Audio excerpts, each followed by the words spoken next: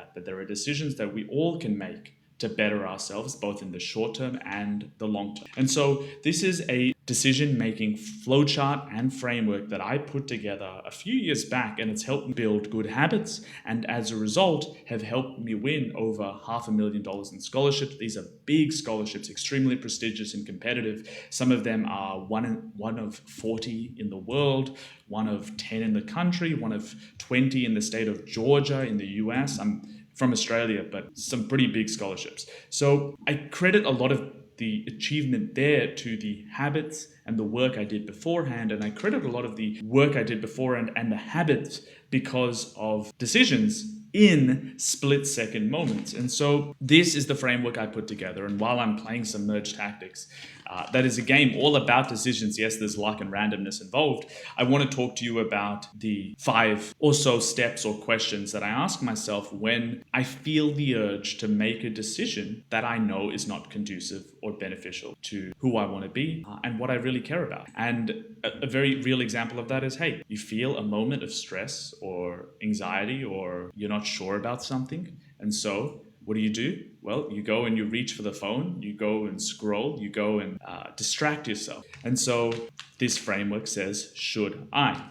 Let's take the example of actually when you're in bed, you have the choice of whether you want to read a book or and go to bed or scroll on your phone. So should I stay awake and scroll on my phone? That's the first question here. I'm going to try to do this while playing Merge Tactics, just crazy amount of multitasking going on, and I'm going to be in trouble. I'm actually going to take in a top 2 finish. But the first question is, what impact will this action have on my future self? Will this action bring me any long-term value? Very real, in a very real sense, does it matter if I scroll on my phone? Like, how does this actually benefit me in my real life? Like, okay, it provides a temporary form of joy, I guess you could say, but it provides no long-term value. There's nothing I benefit from the action that I take in that moment. And so the flowchart then leads to no and don't do it. If for some reason this action will bring value to my future self, which I know it won't. Future self can be 5 years from now, it can be 1 year,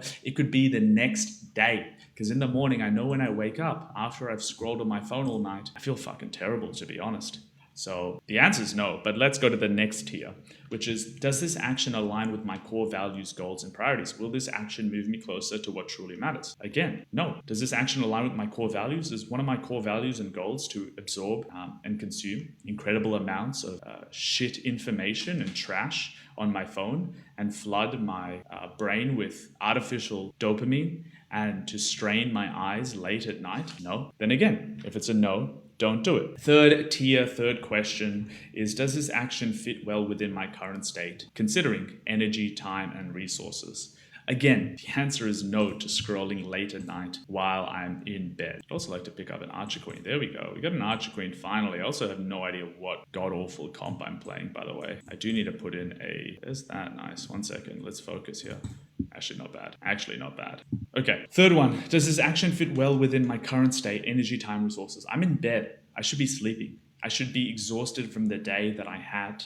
The work that I put in should tire me out both physically and mentally, and I take the win, by the way. We're going to go one more game as well because I want to get through this. It might be a bit of a longer video, so if you've made it up until this point, congrats. I assure you there's going to be meaningful information here and value. So I don't have the energy, I don't have the time to spare at night, and I don't have the resources in terms of both mental capacity and ability to meaningfully consume the content that I'm viewing. So again, the answer is no. Now we get on to the 4th and 5th tier, which is, how will I feel after completing this? Do I anticipate the emotional outcome to be positive, meaning pride, true content, instead of neutral or negative? What I mean by this is, I wake up the next morning, the emotion that I'm going to feel after waking up tired, after waking up disorientated, after waking up with a foggy and not clear mind, is going to be a little bit of anger, a little bit of guilt, a little bit annoyed, to be honest. I'm going to be annoyed at myself for staying up late at night when I know better. I know that the emotion I'm going to feel is definitely not negative. It's definitely not positive. It is definitely going to be negative. And if you can somehow convince yourself to say, hey, I'm not really going to care because I wanted to sleep in anyways. I don't care whether I scroll at night.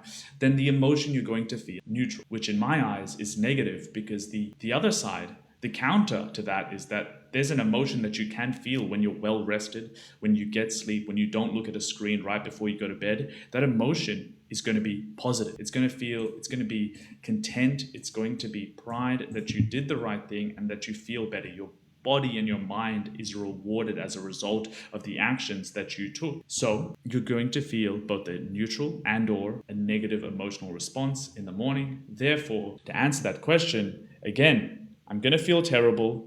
Therefore, I shouldn't do it. So the answer is no, and it leads us back again to don't do it. Now, the final question is this action congruent with the habits, behaviors, and values of my future and ideal self? When I think about who I want to be, I want to be somebody that has lower body fat percentage, chiseled jaw, straight teeth. From a vanity standpoint, yes, but also somebody that is extremely consistent, is true to their word, not only for others, but for themselves, and exhibits the behaviors of getting into bed, reading a book, sleeping early, getting up early, getting after it with a full tank of gas, ready to just execute and dominate and figure out and deal with whatever the world throws at him. That's the future self. That's the ideal self. Well, to become that person, I have to exhibit the behaviors and traits that person does in that future space now. I have to exhibit those behaviors now. If I want to become the future version of myself, how can I become it? By only doing the things that my current self does. That's not possible. It's not possible to become a better version, to become the future version of myself by doing the things that I do currently. If I do the things that I do currently, if you do the things that you do currently, you are going to be the same person. So I asked this question to myself, is this action congruent with the habits, behaviors, and values of my future self? And does this reinforce becoming that version of myself? Do these actions, now I might not be able to do exactly everything that my future self does, but does this action at least reinforce becoming that future version, that future self, rather than detracting from it? I know that staying in bed, scrolling on my phone detracts from it greatly. And if I was to do the opposite, it would in fact reinforce that future version of myself. And so if the answer is that it's not congruent, that it detracts, this action detracts from my future self, then I should once again not do it. And so that's how I, both currently and in the past, have gone about making split-second decisions, not big decisions. Yes, big decisions, you don't put some time into it, but the split-second decision that you, for the most part, almost, I want to say, subconsciously make of whether to stay on your phone and scroll all night or eat some junk food instead of picking up something healthy at the store, just an impulse decision. These split-second decisions ultimately determine who you're going to become, how you spend your days, and the habits and behaviors that you exhibit. And the only way to actually become that future version of yourself is to exhibit the behaviors, values, and traits that future version exhibits. So that is a simple, I've called it the game of life decision-making flowchart and framework. If you're interested in me just posting it in the comments, let me know. I'm happy to write it out and post it. I think it's quite valuable just to keep up when you're in a moment of indecision. If you're able to stop yourself and say, hey, let me consider this flowchart. Should I go and play video games or study for maybe an extra 30 minutes? Should I, let me focus in here. I don't even know what I sold, to be honest. I'm trying to 3-star something, if possible. Not getting anything. There it is. There's one at least.